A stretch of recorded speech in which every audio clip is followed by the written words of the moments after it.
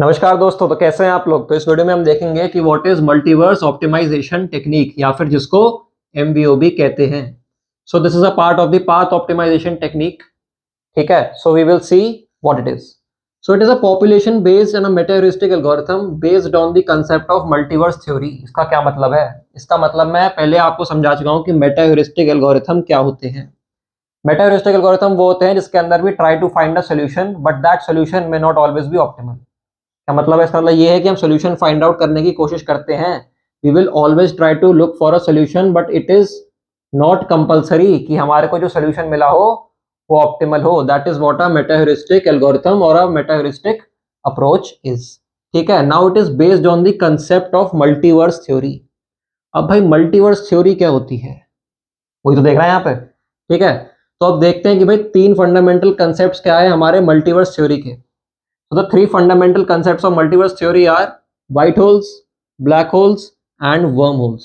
ठीक है, ये तीन सबसे इंपॉर्टेंट चीजें हैं जो हमारी मल्टीवर्स थ्योरी के अंदर इसको एक एल्गोरिथम बनाते हैं ऑप्टिमाइजेशन के लिए। ठीक है, तो अब देखते हैं कि वही व्हाट इज या फिर व्हाट आर व्हाइट होल्स। ठीक है, they are generated when parallel universes collide. जब भी दो पैरेलल यूनिवर्सेस आपकी कोलाइड करेंगी तो एक व्हाइट होल जनरेट होएगा। Whenever two parallel universes collide, then what will be created? एक white hole create हो जाएगा। ठीक है, अब देखते हैं भाई what is a black hole या फिर what are black holes।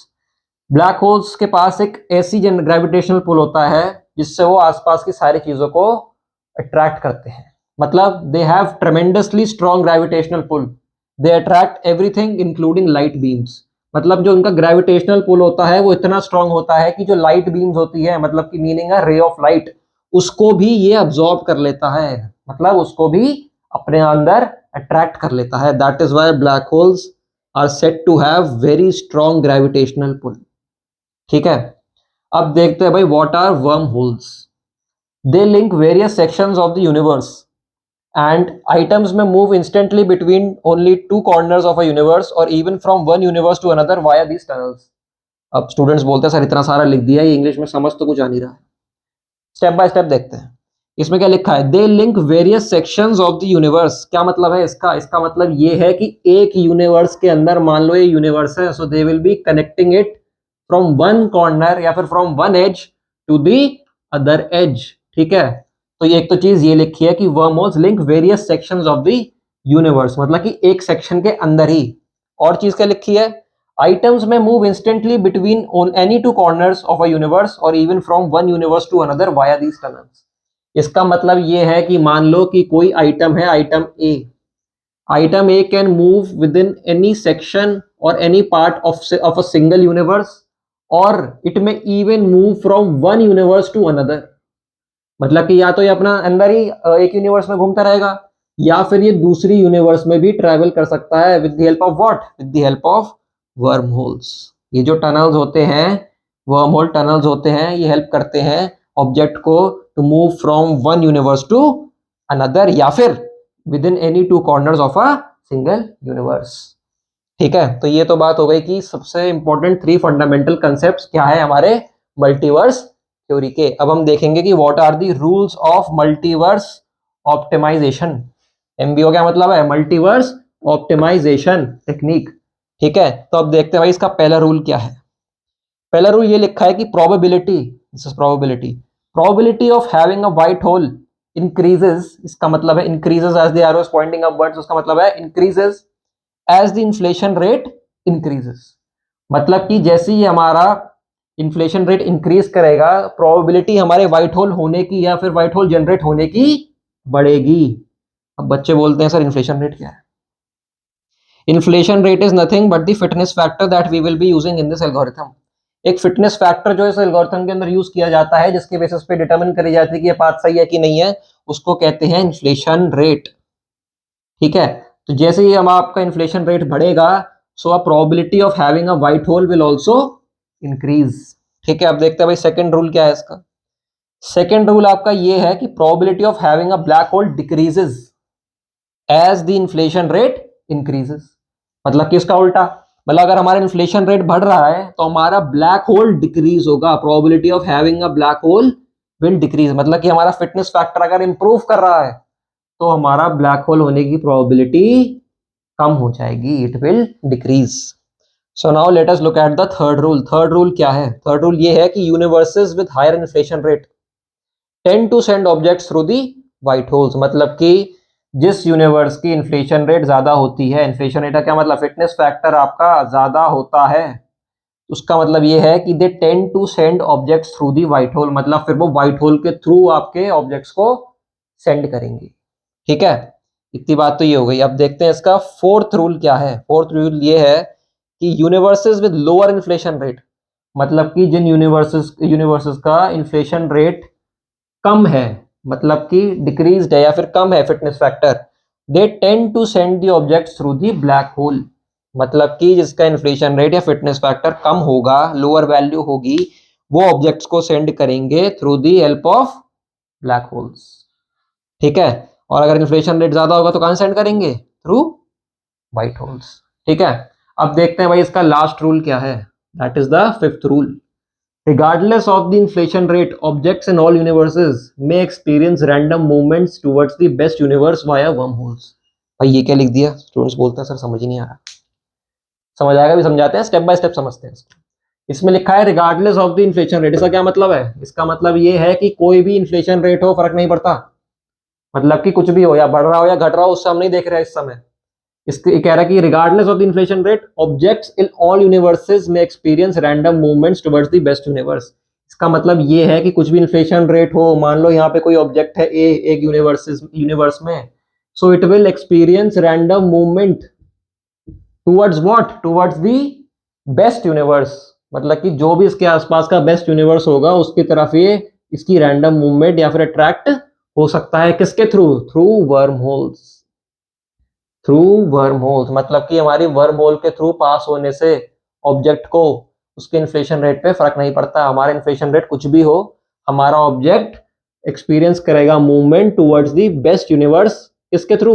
Through worm holes. जबकि हमने यहाँ देखा था कि अगर हमारा व्हाइट होल के थ्रू जा रहा है object, so it will depend on the inflation rate, लेकिन हमारा अगर यहाँ पे है इन्फ्लेशन रेट कम है तो ब्लैक होल के थ्रू जा रहा था, लेकिन वर्म होल के थ्रू जा रहा है, so it will not create any difference कि हमारा इन्फ्लेशन रेट क्या है। ठीक है, तो ये तो भाई हो गए रूल्स। अब एक चीज देखते हैं कि भाई ये क्या है। This is a very important note which can be आज इन वाइवास, या फिर आपके एग्जाम में भी ये वन वर्ड के लिए, वन मार्क के लिए आ सकता है। वैसे ही वाइवा में आपसे ज्यादा पूछा जाता है। तो देखते हैं कि ये क्या है। इसमें लिखा है roulette mechanism. This is roulette mechanism to describe the mathematical model of the white and black holes tunnels as well as the movement of the objects across universe, मतलब कि we use, यहाँ लिखा होना चाहिए था we use roulette mechanism to describe the mathematical model of white and black hole tunnels। क्या मतलब है इसका? मतलब कि हम रूलेट मैकेनिज्म को यूज करते हैं जब भी हम व्हाइट ब्लैक होल्स के टनल की मैथमेटिकल मॉडल को लिखते हैं, मतलब कि जब हम इनकी इक्वेशंस को लिखते हैं इनके लिए इंटरनल्स की, तो हम उसको रूलेट मैकेनिज्म के थ्रू लिखते हैं। रूलेट क्या होता है? रूलेट होता है आपका कसिनो में जब भी आप जाएंगे तो वहां पे आप देखेंगे कि we have a wheel over there, वहां पे एक व्हील होता है जिसके अंदर बहुत सारी आर्क्स बनी होती है, उसको कहते हैं रूलेट व्हील। इसके अंदर एक बॉल होती है। नाउ व्हाट हैपेंस इज, इसको घुमाया जाता है रूलेट को, और उसके बेसिस पे ये बॉल इस पूरे रूलेट पे घूमती है, फिर एक स्पेसिफाइड वैल्यू पे, मतलब किसी भी रैंडम वैल्यू पे आके रुक जाती है। ठीक है, so you will find these in casinos. अगर आप लॉस वेगस वगैरह गए हैं तो आपको वहां दिखेगा, या फिर आपने मूवीज वगैरह में भी देख रखा होगा कि व्हाट इज अ रूलेट। इसमें कलर्स होते हैं रेड और ग्रीन। ठीक है, so this is what this mechanism is all about. इसको यूज किया जाता है व्हाइट और ब्लैक होल के मैथमेटिकल मॉडल को लिखने के लिए। ठीक है, and movement of the objects across the universe के लिए भी। ठीक है, तो अब देखते हैं भाई मैथमेटिकल मॉडल क्या होता है। Now we will see the mathematical model for a universe. So this is how a universe can be represented in the form of a matrix. This is a representation of a universe, मतलब कि एक mathematical model representation है universe की, कैसे? एक matrix के form में। ठीक है, तो इसके अंदर में डी डिनोट क्या करता है? D is the representation, it represents a number of parameters, represents the number of parameters. आपका एन क्या है? N represents the number of universe, मतलब कि कितने यूनिवर्स हैं उसके बेसिस पे आपका n डिसाइड होता है। Now according to the multiverse theory we have more than one universe. ठीक है, अभी तक तो आप ये बात समझ ही गए होंगे कि हम इतने सारे यूनिवर्स की बात कर रहे हैं। So according to the multiverse theory we have more than one universe. तो ये तो भाई हमारी सीधी सी बात हो गई। ठीक है, and this is the representation of a universe with respect to a matrix. तो आप ये एग्जाम में आके लिख सकते हैं पूरा। आई होप आपने इसको कॉपी भी कर लिया होगा। मैं साइड जाता हूँ, स्क्रीनशॉट ले सकते हैं आप। ठीक है, फिर इसके बाद हम देखेंगे mathematical model for worm whole tunnels. ठीक है, तो इतनी बात समझ आ रही है। अब आगे बढ़ते हैं। Now mathematical model for worm whole tunnels क्या होता है? इसके अंदर हम दो फॉर्मूले देखेंगे। पहला क्या है? पहला है WEP। ये क्या है? Worm hole existence probability. Worm hole की एग्जिस्टेंस की कितनी प्रोबेबिलिटी है, दिस इज अंडरस्टूड कि मतलब उसको एग्जिस्ट करने की कितनी प्रोबेबिलिटी है, that is found out by this formula. इसका फॉर्मूला क्या है? WEP मतलब कि worm existence probability is equal to min plus small l into max minus min upon capital L। इसके अंदर भाई ये क्या है? L है आपकी करंट इटरेशन, मतलब कि इनिशियल इटरेशन, मतलब कि पहला स्टेप। ठीक है, और आपकी L जो है that is the maximum number of iterations, मतलब कि एक एल्गोरिथम में कितनी इटरेशंस हुई हैं, that is what the capital L denotes over here. ठीक है, एंड मिन एंड मैक्स वैल्यूज होती हैं जिनको हम कंसीडर करते हैं मिन to be 0.2 and max to be 1.0. This is what the values for min and max are to be considered when we are solving this equation. इसकी डेरिवेशन भी है, but that derivation is beyond the scope of this video, क्योंकि आपसे exam में इसकी derivation नहीं पूछी जाती है। डायरेक्टली आप ये फॉर्मूले लिख के आ सकते हैं, लेकिन अगर आपको जानना है कि ये कैसी आई है तो आप मुझसे कमेंट सेक्शन में पूछ सकते हैं। ठीक है, because this is more than necessary आपके एग्जाम के लिए। अगर आप एग्जाम में सारा लिख कर आ रहे हैं, आपको पूरे नंबर मिलेंगे, मेरी गारंटी। ठीक है, so now look at the second formula. Second formula क्या है? TDR, travelling distance rate. Travelling distance rate क्या है? Travelling distance rate is given by 1 minus small l to the power 1 by p upon 1 upon l to the power 1 by p। ठीक है, तो इसको हम कहते हैं TDR, जहां पे p क्या है? p is the exploitation accuracy, मतलब कि कितनी यूनिवर्सेस में जा जाके हमारे को कितनी यूनिवर्सेस को एक्सप्लॉइट करा है, उसकी एक्यूरेसी के बेसिस पे हमारे को ये वैल्यू मिलती है, which is usually taken to be 6। ठीक है, इसको हम 6 लेते हैं, और यहाँ पे स्मॉल l और कैपिटल L वही हैं जो यहाँ पे थे WEP में। ठीक है, so this is the formula for TDR which is what? 1 minus l small l to the power 1 by p upon l to the power 1 by. ठीक है, अब हम देखते हैं कि भाई इसकी टाइम कॉम्प्लेक्सिटी क्या है। टाइम कॉम्प्लेक्सिटी से पहले इसकी भी डेरिवेशन होती है, but that is also beyond the scope of this video, क्योंकि इतना एडवांस आपसे एग्जाम में नहीं पूछा जाता। This is more than enough, जैसे कि मैं कह चुका हूं। अब भाई टाइम कॉम्प्लेक्सिटी देख लेते हैं इसकी। Now time complexity of MVO multiverse algorithm, multiverse या फिर ऑप्टिमाइजेशन की होती है big O of L bracket n square plus n into D into log of n bracket close. इसका क्या मतलब है भाई? इतना सारा क्या लिख दिया ये? आप इसको यहां पे देखेंगे, so let's break it into two forms या फिर टू पार्ट्स। तो ये वाली जो है n स्क्वायर की, ये क्विक सॉर्ट के लिए है। आप ध्यान से अगर देखेंगे, the time complexity of MVO consists of two time complexities, one is of quick sort. Worst case scenario में, वर्स्ट केस सिनेरियो के अंदर जो आपकी क्विक सॉर्ट होती है, वर्स्ट केस में दैट इज n स्क्वायर। ठीक है, एंड जो आपका रूलेट व्हील होता है उसकी टाइम कॉम्प्लेक्सिटी होती है log of n। So that is why we have got the time complexity of MVO as big O of ln square plus n into d into log of n। ठीक है, इसकी भी पूरी derivation है, but that is not required and beyond the scope of this video. And ये बहुत important part है, आप ये स्टेट कर सकते हैं, so you would get some marks, मतलब कि आपको इसमें पूरे नंबर मिलेंगे अगर आप ये सारी चीजें लिख कर आ रहे हैं विदाउट एनी डाउट।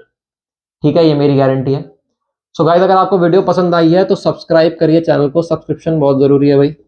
मैं देख रहा हूँ कि लोग काफी वीडियोस देख रहे हैं लेकिन सब्सक्राइब नहीं कर रहे हैं, तो they are liking my videos, they are commenting, लेकिन सब्सक्राइब करना चैनल को बहुत इंपॉर्टेंट है भाई क्रिएटर के लिए। ठीक है, तो आपके लिए ऐसी वीडियोस बनाते रहेंगे, but please do not forget to subscribe the channel. ठीक है, सो गाइज इस वीडियो के लिए इतना ही था। आई होप आपको समझ आया होगा। पहले हमने देखा कि भाई ये किस टाइप का एल्गोरिथम है, मेटेरिस्टिक है और पॉपुलेशन बेस्ड है। फिर हमने 3 फंडामेंटल कंसेप्ट देखे जो क्या इंक्लूड करते हैं, white hole, black hole, worm hole. फिर हमने रूल्स ऑफ एमबीओ देखे, 5 को डिस्कस करा, बहुत ही इजी रूल्स हैं, these are very easy to remember also. फिर हमने देखा कि what mechanism do we use to describe the mathematical models, तो हम यूज करते हैं रूलेट मैकेनिज्म, ठीक है। फिर हमने मैथमेटिकल मॉडल देखा यूनिवर्स के लिए, जिसको हमने मैट्रिक्स के फॉर्म में डिफाइन किया। फिर हमने देखा mathematical model for worm hole tunnel, जिसके लिए हमने 2 इक्वेशंस देखी, ठीक है। Then at last we saw the time complexity for MVO, ठीक है। तो आई होप गाइस आपको ये समझ आया होगा, ठीक है। So this is it for this video, see you in the next one, thank you.